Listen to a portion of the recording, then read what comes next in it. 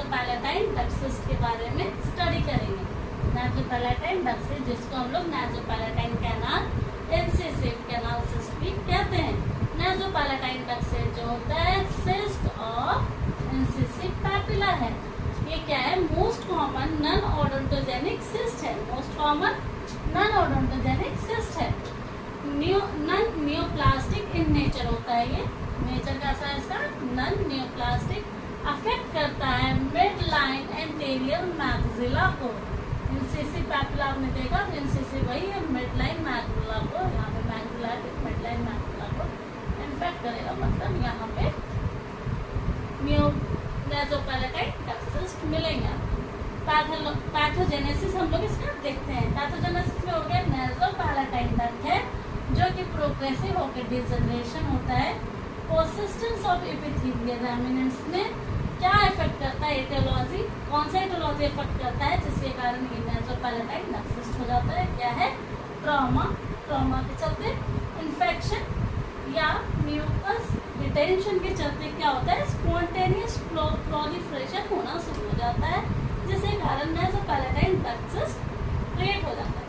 Mucus gland से जब mucin secrete होता है तो सेकेंडरी सिस्ट का फॉर्मेशन होता है। अब हम लोग इसके क्लिनिकल फीचर में आएंगे, तो हम लोग क्लिनिकल फीचर में क्या देखते हैं कि ये ज़्यादातर इंट्राऑसियस है, पर कभी कभी ये एक्स्ट्राऑसियस भी होता है पूरे सॉफ्ट टिश्यू में। मेल जो है ज़्यादा कॉमनली मेल अफेक्टेड होता है। कौन कितने ईयर्स के? तो 40 to 60 ईयर्स के मेल कॉमनली अफेक्टेड होते हैं।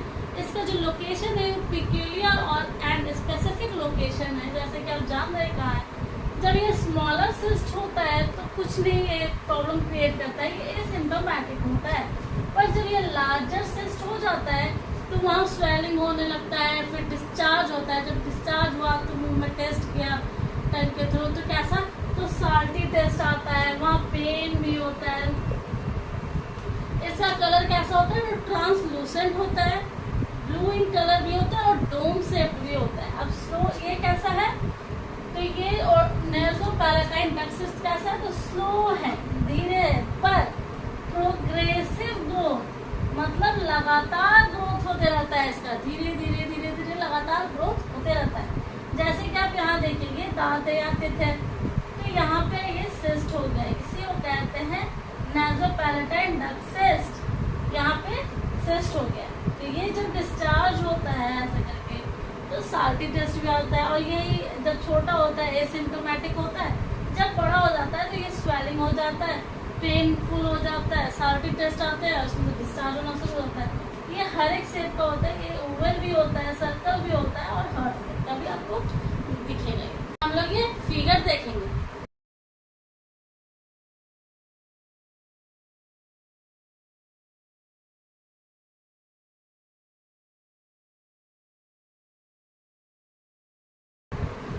हम लोग इसके हिस्टोलॉजिक फीचर में आएंगे। हिस्टोलॉजिक फीचर में हम लोग क्या देखते हैं कि लाइनिंग एपिथेलियम कैंसिलिएटेड कैसा है? कॉलमनर, क्यूबॉइडल और स्ट्रैटिफाइड स्क्वामस।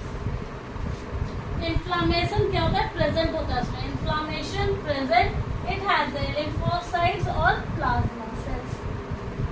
कैप्सूल हैज कैसा क्या होता है sir? Nerves, vessels which are content of incisive canal. अब हम लोग रेडियोग्राफ में आते हैं, तो रेडियोग्राफ में देखते हैं कि वो कैसा अपीयर होता है। तो ओवल, हार्ट शेप और पियर शेप, ओवल, हार्ट शेप और पियर शेप। एक इसके बिटवीन होता है, बिटवीन सेंट्रल इंसाइजर। क्यों? क्योंकि इंसिसिव पैपिला का है cyst, mid line anterior maxilla. तो ये आपको कहाँ दिखेगा? सेंट्रल इंसाइजर के पास, रूट्स के। इंटरनल स्ट्रक्चर कैसा दिखता है? तो रेडियोलूसेंट दिखता है। कैसा दिखता है? रेडियोलूसेंट। अब इसके हम लोग ट्रीटमेंट में आते हैं, तो इसका ट्रीटमेंट क्या है? इनोक्लेशन। इसमें क्या होता है? इसको निकालते हैं। सबसे पहले यहाँ आपका दिख रहा है, तो हम लोग इस दाग को बाहर निकालेंगे, फिर इसको हम लोग निकनेट कर देंगे, जिसके थ्रू इसको बाहर निकाल देंगे। तो यहाँ कैसा हो जाएगा?